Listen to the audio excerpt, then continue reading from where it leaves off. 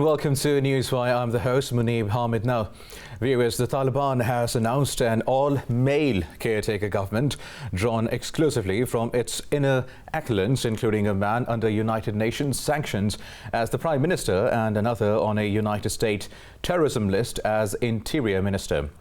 Now, the Taliban revealed the lineup as it grapples with a growing humanitarian and economic crisis following the fall of Kabul.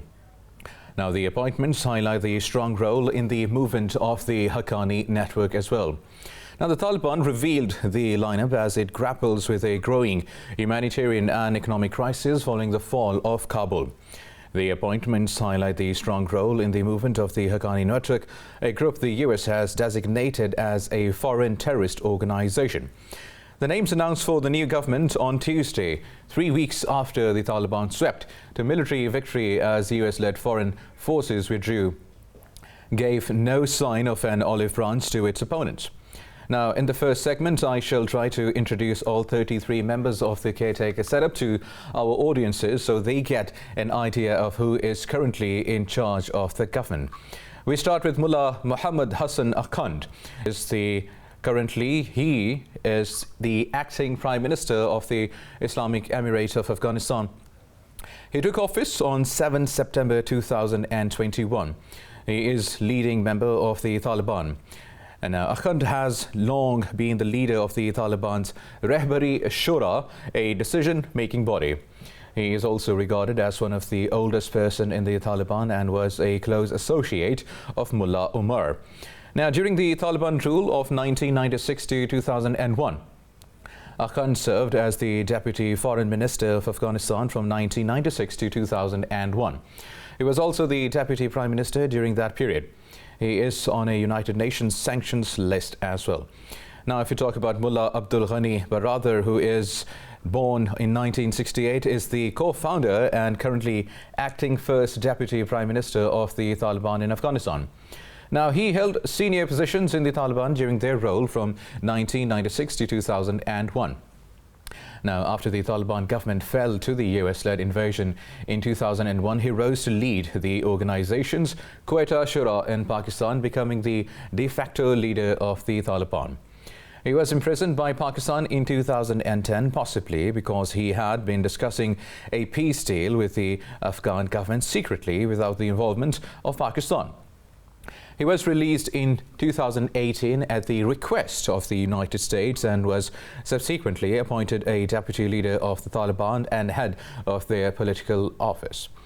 Now, next is Maulvi Abdul Salam Hanafi, who is an Afghan senior leader of the Taliban and acting second deputy prime minister alongside Abdul Ghani Baradar of Afghanistan since 2021 and a central member of the negotiation team in Qatar office. He has also served as Deputy Minister of Education in the Taliban government. Now, let's talk about Maulvi Muhammad Yaqub, or Mullah Yaqub, is the eldest son of Muhammad Umar, who was the Afghan Mujahideen commander, founder of the Taliban, and Emir, which is the supreme leader of the Islamic Emirate of Afghanistan. He is one of the two deputies to the current supreme leader, Haibatullah Akhundzada. Now, on 7 September, Taliban spokesperson Zabiullah Mujahid announced the cabinet whereby Mullah Yaqub was appointed as the Minister of National Defense. Now, let's go to Mr. Al-Hajj Mullah Sirajuddin Haqqani. And after the Taliban retook control of the country, he was appointed as the Minister of Interior of the Islamic Emirate of Afghanistan on 7th of September 2021. Now, viewers, Sirajuddin Haqqani, 1973 to 1980, is one of the two deputies of the Taliban Supreme Commander, Maulvi Haibatullah Akhundzada. He is also the leader of the Haqqani network, a subset of the Taliban organization and a scion of the Haqqani clan.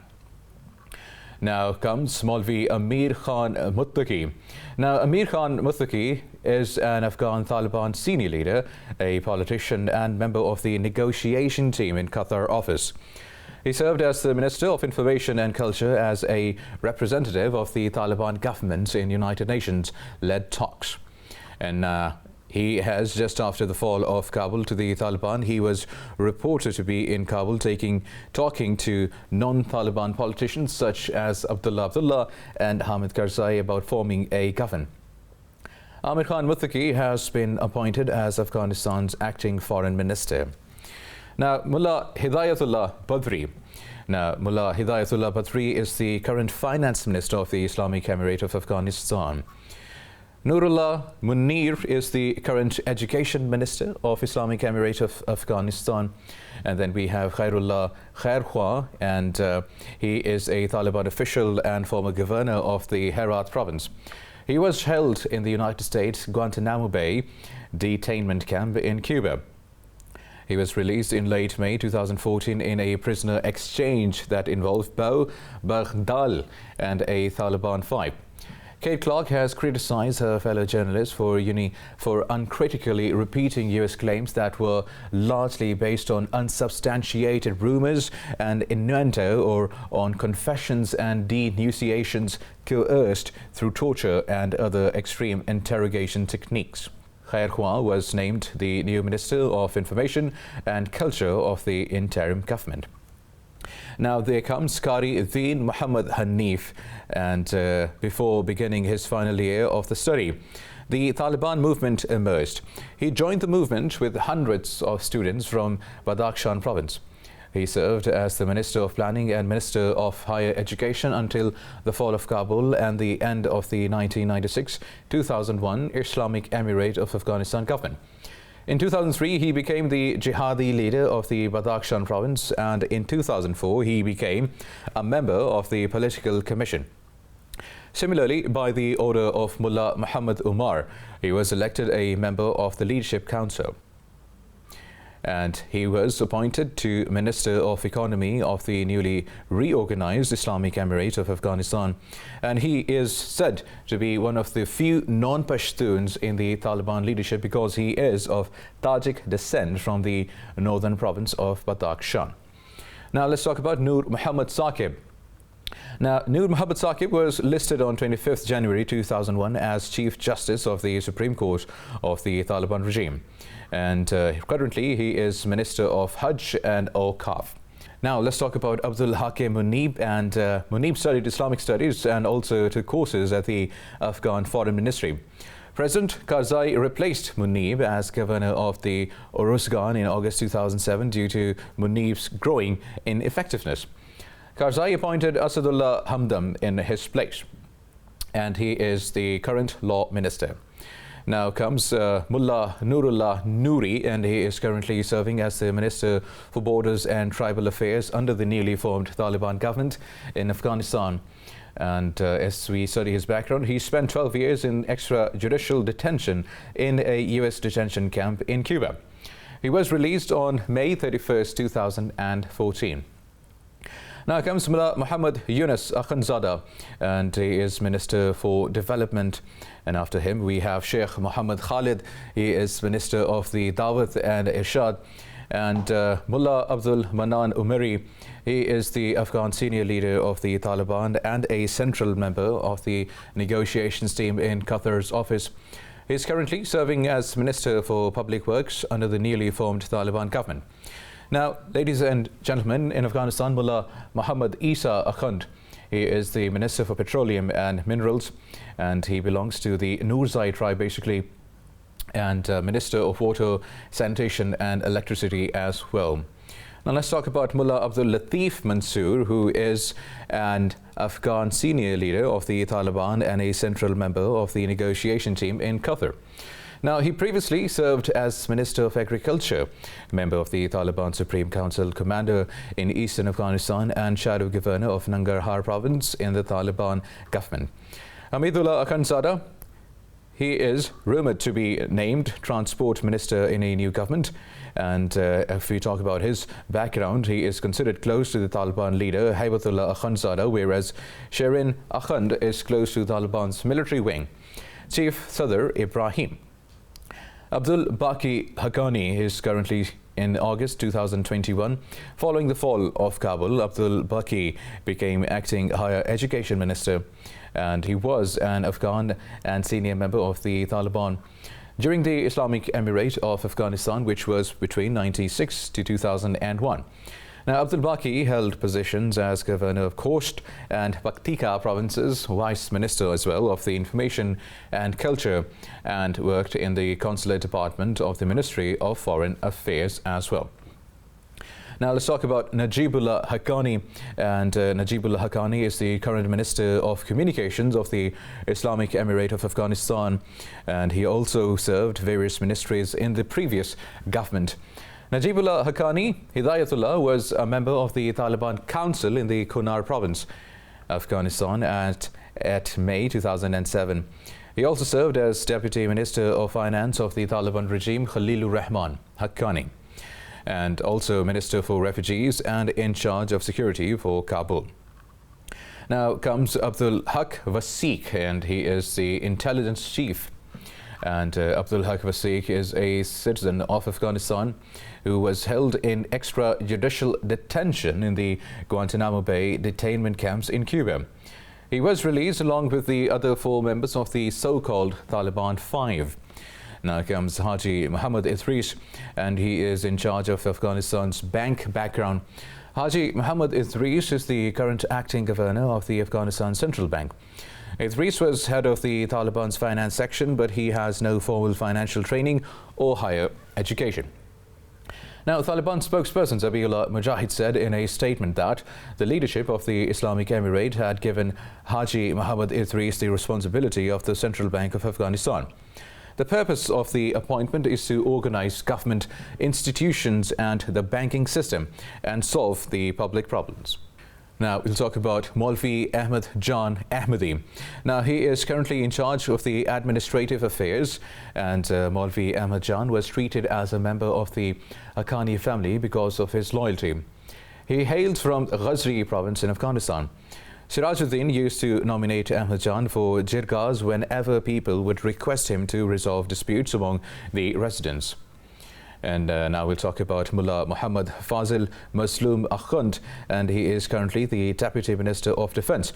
And Mullah Muhammad Fazil Mazloom Akhund is the Taliban's former Deputy Defense Minister and was held in the Guantanamo Bay detention camp in Cuba as well after being classified as an enemy combatant by the United States. Now, Qari Fasihuddin, he is the current Chief of Army, and if we talk about his background, Qari Fasihuddin Badakhshani is the Taliban commander and current Army Chief of the Staff of the Islamic Emirate of Afghanistan. He has also had the honor of conquering the Panjshir province. Now, if you're talking about Sher Muhammad Abbas Stanaksai, he is currently on the 7th of September. According to the Taliban spokesperson, Zabiullah Mujahid announced the future cabinet of the Islamic Emirate of Afghanistan, and Sher Abbas was appointed as Deputy Minister for Foreign Affairs. If we understand his background, Sher Muhammad Abbas Stanaksai was a senior member of the Afghan Taliban and the deputy head of their political office in Doha, Qatar. Now let's move on to Maulvi Noor Jalal, and he is currently the Deputy Minister of Interior. Zabiullah Mujahid, currently Deputy Minister of Information and Culture, and Zabiullah Mujahid, of course, is an official spokesman for the Islamic Emirate of Afghanistan, and he has long served as one of the several spokesmen for the Taliban, the others being Suhail Shaheen and Yusuf Ahmadi. Mujahid often commented mainly on the Taliban's activities in eastern, northern and central Afghanistan, while Ahmadi focused on the western and southern regions. Now, Mullah Taj Mir Jawad, and he is the first Deputy Director General of Intelligence. And then comes Mullah Rahmatullah Najib. He is the Administrative to Intelligence Chief, Mullah Abdul Haq, and currently Special Assistant to Deputy Minister of Interior in Counter-Narcotics Affairs. Well, that was the 33-member Taliban caretaker government announced by Zabiullah Mujahid, and we hope that we have apprised our audiences about who they are and what was their history. And we're going to take a short break here, and when we come back after the break, we are going to discuss the cabinet in detail.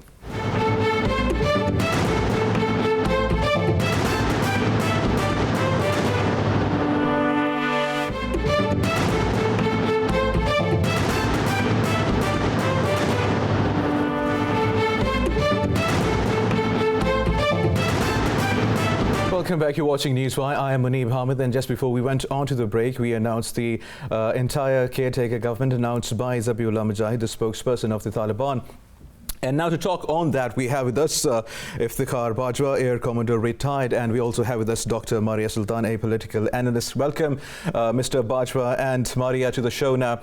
As you know, the Taliban formed its first caretaker government, I beg your pardon, in Afghanistan since it was swept to power last month, now featuring several members who have been the targets of sanctions by the UN for terrorism and as interior minister on the FBI's most wanted list. And we also have certain members who were who were there in the Guantanamo Bay as well, and they are in the power, and the United States is not happy with this. Now we'll take your view on this first, Mr. Bajwa.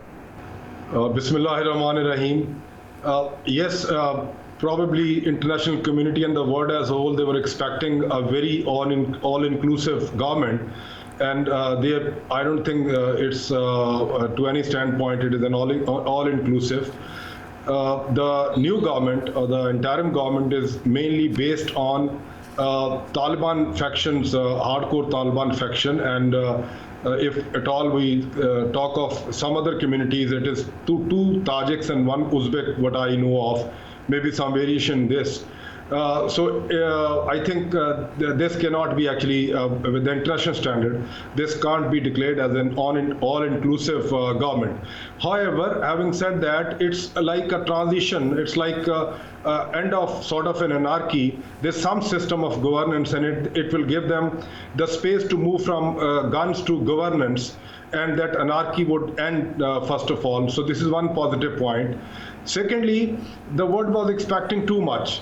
And Afghan Taliban, according to the religious tradition, they like to take only those people with them who were their close aides and who helped them come to this power and fight this 20 long years war. So I think they have kept that thing. And another thing that some were expecting that maybe there's some lady member also, and so far there's none. Let's wait and see what next. I mean, when do they decide and when do they do about the proper government? And this is like a semi-legitimized thing, because interim governments all over the world are part of the governance system, and proper governments are like very legal, and they will be like acceptable to the world community, regardless of who is on the watch list or who is on the wanted list. There are quite a few members. I think 17 out of 31 members of the cabinet, they are on the terror list or list of wanted people by FBI or by United Nations sanctions or stuff like that. Right, Maria, let's talk to you now. Obviously, the international community is concerned about the interim government announced by Zabiullah Mujahid, as most of them, or few of them at least, are wanted, and they have also been jailed in in Cuba by the US, and a lot of them also have a big amount of prices on their heads as well. Now, I'm sure the Taliban also understand, and they know this for a fact, and they still had them in the interim government setup. Is this a way of sending a message to the US or the international community, or what is basically happening? Well, thank you so much for your question. I think there are a number of factors which need to be considered while we are analyzing this situation. First and foremostly, a negotiation as well as a deal had commensurated between the Taliban administration and the US administration, and that is the reality that led to the changes on ground in Afghanistan, number one. Number two, with regards to people being on the US sanctions list and the UN Security Council sanctions list, that framework, though it still has some of its legal connotations, but it seems to be ineffective and missing in action when it comes to actual effective policies towards Afghanistan. Number three, as part of these negotiations, we saw that there should have been a greater emphasis for intra-Afghan dialogue. That emphasis was not laid as the U.S. troops withdrew. They withdrew in the middle of the night, left everybody aside, and henceforth there was a power vacuum. Now, as a result of that power vacuum, we did see the Taliban government actually establishing itself. And once they have established themselves as conquerors of Kabul, to expect any inclusive government at this stage would have been premature, because it's Number one, this is not a transition which has happened as a result of an election process. It's happened as a result of warring efforts and as a result of global negotiations which they conducted. So, of course, the transition would have only included them. It wouldn't have included an all-inclusive government. Secondly, this is a transitional government. So this basically, the new government structure is yet to be announced. What will be the legal structure for that? What will be the electoral basis for that? What would be the constitutional basis for that? That is still to be determined.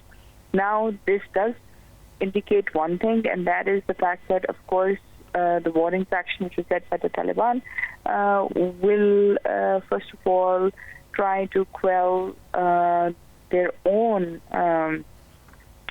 fighters first, and those people who have stayed with their struggle for the last 20 years to be part of the governmental structures. Because if they are not, then, of course, there would be bigger question marks when it comes to maintaining peace and stability. So this is an indication of that. It's not just giving a message to the world. The message to the world would have mattered if the world was still present in Afghanistan. The world has unfortunately left Afghanistan once again. So once you have leaving a country, you can't expect electoral process reforms. You cannot expect new things unless and until the government of the day, the group in charge, decides that this is what they want to do. So now we will have to wait and see what is going to be the new Afghan constitutional makeup. Is there going to be any change? One. Number two, what kind of electoral process are we going to witness? Number three, how is the state going to function under this new administration? So these are things which still need to be rediscovered, and they will only be rediscovered by the warring faction making it clear, and that's what they've tried to do through the announcement of the government. Right, Maria. Now, Mr. Bajwa, I mean, this is just an interim government, and of course, the Taliban must be planning on an official and permanent government in Afghanistan, and inclusive one as well. Now, we have seen the response of United States, and it has said that we are going to judge the Taliban by their actions, not their words. And so far, they're unhappy with the Taliban, and they're bringing up right now of the interim government. But we see China and Russia play a different role when it comes to the Taliban. Very correct. United States does not seem to be happy with the arrangement that they have made. According to my assessment, it's all my very personal assessment, that they have kept the traditions of Islam.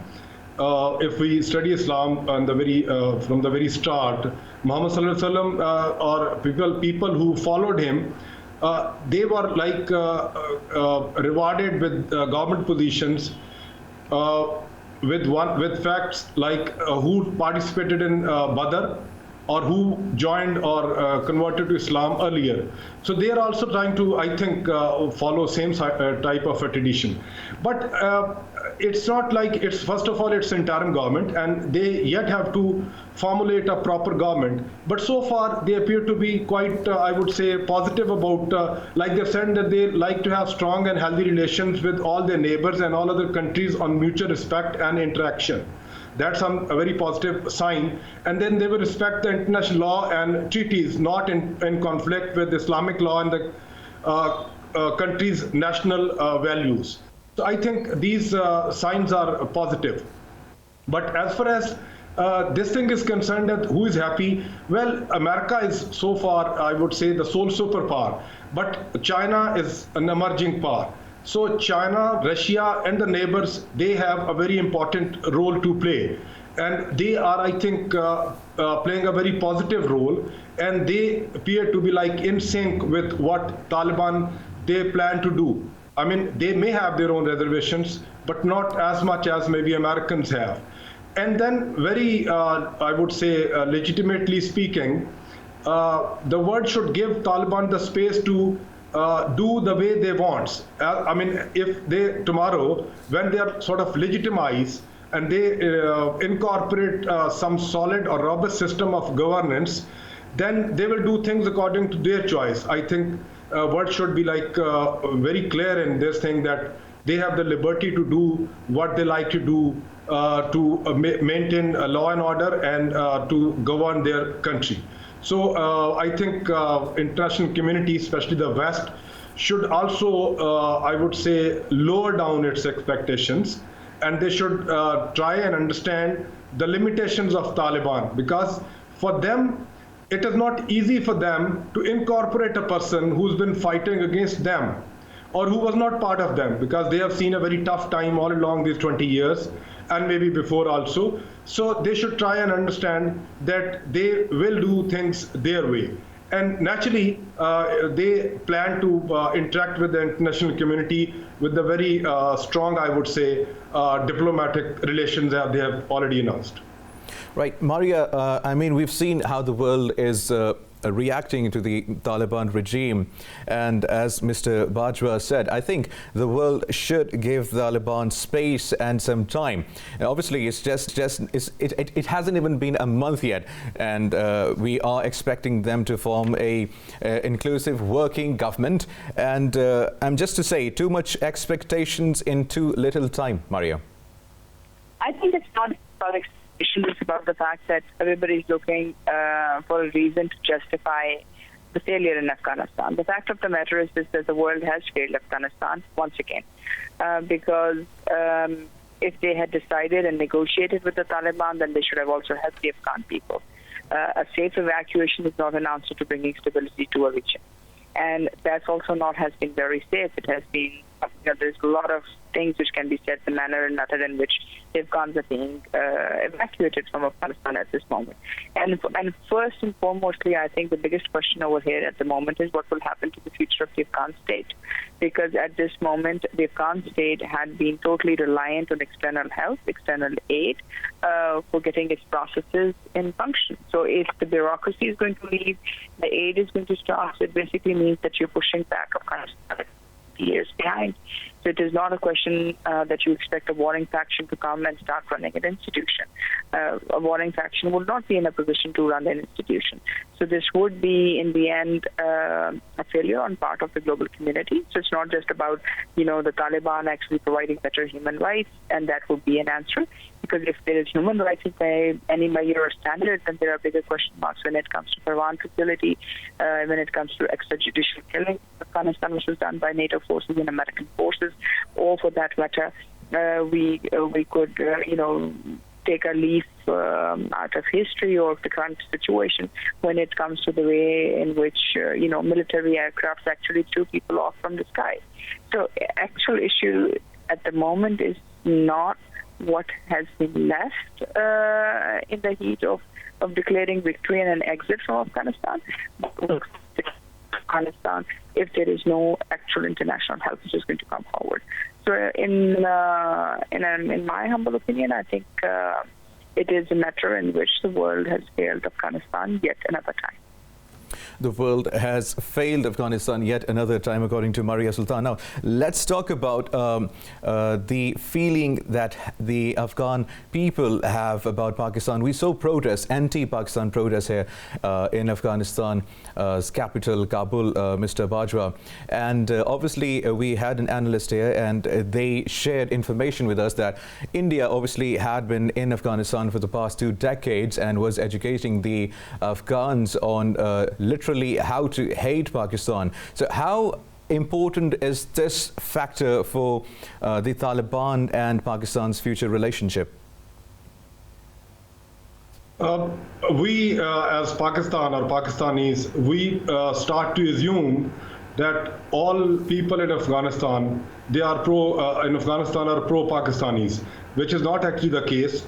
There is a community, there's a lobby, I would say reasonably strong a lobby, which is against Pakistan. And these protests, and that lobby which is against Pakistan certainly was backed and is being backed by foreign forces, especially India. So these lobbies and these factions will continue to do whatever they can, whatever maximum or best against Pakistan. And these protests so far, there was a news from the West that there was a firing to disperse the gathering. There was a firing in the air. So even they were considering it very harsh. So far, they were not very, I would say, heavy-handed in handling such protests. But I think in future, when they have a proper system of governance, they will be reasonably strict to handle such protests. But if we expect that there will be nothing like this, I don't think that would be true. There are people, there are factions, and there are groups which are against Pakistan, and there are international community members who like to exploit them against Pakistan, because out of the whole thing, Pakistan appeared to have taken like a big role that is not sort of acceptable to many countries, especially India. So there will be things like that, and in future also there will be sentiments or such protests. But how effectively and nicely the regime handles that, the time will tell. Right, Maria, what do you make up of these anti-Pakistan protests, and do you think they are going to grow in the future? Well, we were seen as part of the problem for the last 20 years. This is the US administration and all the incumbent Afghan administrations actually told their people that everything which is going wrong, everything which is wrong in Afghanistan is because of Pakistan. So this anti-Pakistan feeling has been whipped for the last 20 years. Will this go away? Of course not. Will it have a real? Of course not. So in both cases, we need to be cognizant of the fact that if this is what you have been telling your people, that the corruption in Afghanistan is because of Pakistan, to which Pakistan had no say in, the fact that the Afghan National Army was not well trained, or the fact that there were drugs, and the fact that lots of illegal activities, it was because of Pakistan. Of course, the reality is far from it. But this is what was told to the ones who were, higher up in the ranks and files. And this is what they told the West, because this had actually emanated from the concept which the while defining the conflict and war in Afghanistan. Because their idea was that we are coming after terrorists, we are here to destroy Al-Qaeda. And then they said very quickly to the affiliates that went Taliban, and then they said that all Taliban are Pashtun.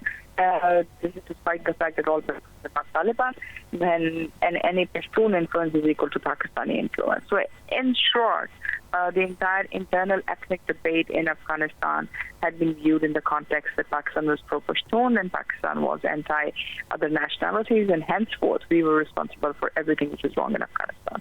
So this will remain a factor. Will this become an impacting factor for us? No. Will it affect the situation on the ground? No. Will the people's opinion change of us, these people? I don't think so. But what will happen is this: that the normal Afghans, they have seen, not now, but this is for the first time they're witnessing a different Pakistan, because first we took in around 3.4 million Afghan refugees, and at the end of the day we were the ones who were beaten around on that account.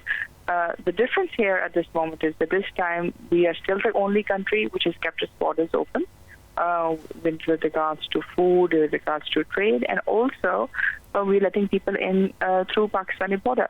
Except this time we put in a process. Now, if people are not liking the process, then we're sorry about it, but border management is every country's right, and that's what we're exercising. Right, now, last question to both you, Maria, and Mr. Bajwa, and that is about the hybrid war, and that is also misinformation now. We saw the Battle of Panjshir, and we also saw a great amount of misinformation on broadcasting media, and Indian news channel Times now is running a clip of an American F-15 flying in Wales and claimed that was a proof of full-fledged Pakistani invasion of Afghanistan. Now, where is this misinformation going? I mean, this is literally funny. I beg your pardon, audience, but this misinformation is misleading a lot of innocent people, Maria. Thank you so much for this question. This is a real threat which we will have to deal with, and this is also based on multiple factors have contributed towards this Indian information war hysteria and media hysteria. Number one, they failed in Afghanistan. Their intelligence failure was similar, if not incumbent, equal to the ones which the rest of the world shared, that they couldn't tell when actually Kabul was about to fall.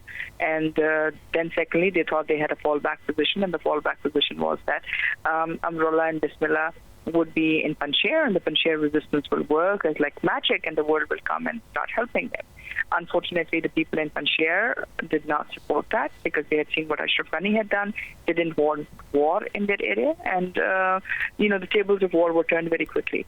So, of course, they can't turn around and say that their fail-safe position, their option 2 also was actually not based on ground assets, but was based on whatever their own assets were responding back to it. And that's the reason I'm saying that is because Amrullah and NBS had been playing a very negative role. They were not trained for monitoring what was happening in Afghanistan, but they were trained to monitor what is happening in Pakistan.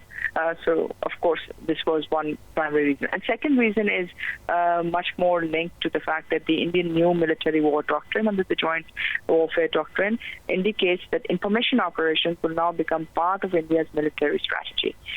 So this means that those days when Indian media had any kind of liberty, which is also debatable, will be gone. Now they will be used as part of a military instrument, both for creating white propaganda as well as black propaganda, and also to create effects on ground. So this will be part of their military strategy.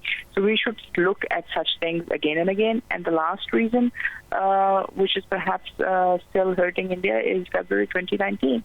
Once they lost their F-16 so-called image in which they said they had downed the Pakistani F-16, and at that time they found out it was not a Pakistani aircraft which was down, it was actually an Indian aircraft with an Indian pilot. So that is something which they're trying to resurrect and rebuild that image. But too much damage is done, and in the media they also say one thing, that it's okay to lie a lot, but sometimes it's one piece of truth. That is true. Now, last comments by Mr. Bajwa as well on misinformation, and obviously our commander, according to Afghan media, Mr. Ahmed Liaquat Hussain, has also, he was also martyred. I mean, this is funny, but misinformation is very serious these days, Mr. Bajwa. Yes, unfortunately, that's there. But this is a background. India had been doing it all along. But you see, we need to understand, it may be a laughing stock for us or something very funny for the world, but they like to show to their public, which appears to be ignorant, and majority of the general public is usually ignorant, and they don't like to investigate whether a clip shared or something is true or false.